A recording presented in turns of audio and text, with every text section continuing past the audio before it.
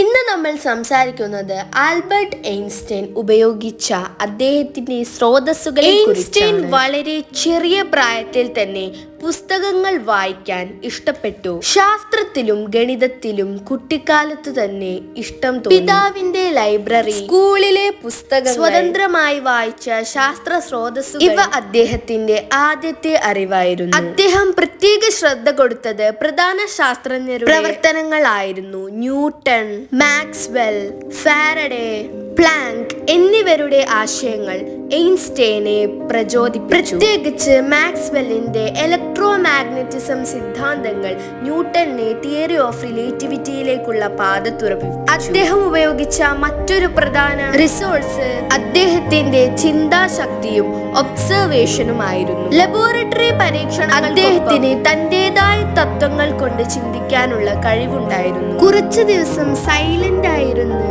പ്രശ്നങ്ങൾ ചിന്തിച്ചുകൊണ്ട് പുതിയ സിദ്ധാന്തങ്ങൾ രൂപപ്പെടുത്തി. ഇവയൊക്കെ ചേർന്ന് ഐൻസ്റ്റൈനെ ലോകത്തിലെ ഏറ്റവും വലിയ ശാസ്ത്രജ്ഞരായി പ്രഖ്യാപിക്കുകയും ഭൗതിക ശാസ്ത്രത്തിൽ അപാരമായ മാറ്റങ്ങൾ സൃഷ്ടിക്കുകയും ചെയ്തു. അതായത് ഐൻസ്റ്റൈന്റെ റിസോഴ്സ് പാഠപുസ്തകങ്ങൾ മാത്രമല്ല, ചിന്താശക്തിയും ശ്രദ്ധയും വിവിധ ശാസ്ത്രജ്ഞരുടെ അറിവും ചേർന്ന ഒരു സമ്പൂർണ്ണ ശൃംഖലയായിരുന്നു.